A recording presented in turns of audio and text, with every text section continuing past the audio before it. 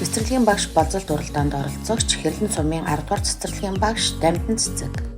Сайн байцгаана уу та бүхэндээ энэ өдрийн мэндийг хүргье. Энэ хичээлийн жилд эцэг эх асган хамгаалагч нартай хамтран ажиллах гэрээнд шинээр тусгагдсан гэр бүлийн орчинд хүүхэд хөгжих таатай орчин бүрдүүлэх номын болон байгуулах заалтын хүрээнд бид ном унших дуртай гэрийн номын сантай бацгай аяныг өрнүүлэн хүүхдийн сонирхол хэрэгцээнд нийцсэн 90 гаруй ном, багшийн туслах хамтран эсгийн ном, хормогчин театр, ширээний болон ханийн үлгэрийн театр хийж хүүхдийнхээ хэл яриаг дэмжин ажиллаж байна. Мөн бүлгийн 40 хүүхдийн 34 хүүхд буюу 85% гэртээ номын сантай болж багш эцэг эх хүүхдийн хамтын ажиллагаа сайжрууллаа. Гэрийн номын сан хүүхдэд зориулсан тогтмол унших боломжтой орчин бүрдүүлсэн номоор баялаг бүлээн юм а. Энэнд бол тусгай өрөө байх албагүй 5 дугтай гэрэлтэй тавиур болон хүүхдийн номын орчин болгох боломжтой юм а.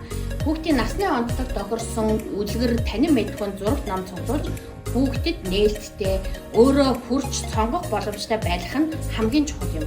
Энгийн гэхдээ сонирхолтой орчин бүрдүүлээрэй. Сан яагаад хэрэгтэй вэ? Гэрийн номын сантай болох нь хүүхдийн унших сонирхлыг нэмэгдүүлэх, хэл яриа, анхаарлын төвлөрөлт, ой тогтоол, сэтгэн бодох чадварыг хөгжүүлэхэд маш чухал алхам болно. Эцэг эх хүүхдтэй цаг гарган хамтран ажиллах, боломж бүрдэн сайхан дурсамж бүтээж насан туршийн суралцах суурь болно. Хүүхдэд хувийн хариуцлага, зохион байгуулалттай болох эхлэл тавигдана. Гэрийн номын сан хүүхдийн ирээдүйд оруулах хамгийн үнэт хөрөнгө оруулалт юм а. Гэрийн номын сантай ажиллах заавар. Номын санг цэвэрхэн байлга. Номоо тавиур дээр эгнүүлэн байрлуулж тоол шороогүй цэвэрхэн байлгахад хүүхдийн хамтын оролцоог хангаарай. Номоо ангилан байрлуул. Хүүхдийн үлгэр, танин мэдхүй, сурах бичиг, дасгал ажил гэх мэт төрлөөр нь ялгаж тавихад хэрэглэхэд хялбар байна. Номыг зөв хэрэгэл. Номоо урах, хуудсыг нь нуглахгүй, будас хараачихгүй, цэвэрхэн хэрэглэх талаар анхааруулсан зурагт хуудас байршуулж тайлбарлаж өгөөрэй. Ном унших цаг гарга. Өдөр бүр тогтсон цагт 20-30 минут ном уншиж хэвшээрэй. Номоо буцааж байранд нь тавь. Уншиж дууссан номоо байранд нь зөв тавьж хэвшээрэй. Номын санг хэрхэн сонирхолтой болох вэ? Хүүхдийн сонирхлыг харгалзан хамтдаа номоо сонгож худалдаж аваарай.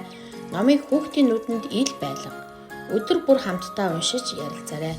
Номын сангаа шинчилж бай. Хүүхэд өдөр бүр нэгэн хэвийн үлгэрийн ном уншаад байвал номын сандаа ажиллах дур сонирхол нь буурна. Тийм ч учраас өдөр бүр шинэлэг өөр агуулгатай номыг хэрхэн сольж уншуулах талаарх арга зүйн зөвлөмжийг намайг уншуулаарай хэсгээс QR кодоо уншуулад дэлгэрэнгүй мэдээллийг аваарай. Ном бол хүүхдийн сэтгэлгээний далай. Номын ертөнц бол таны хүүхдэд өгч чаддаг хамгийн үн цэнтэй бэлэг байх болно.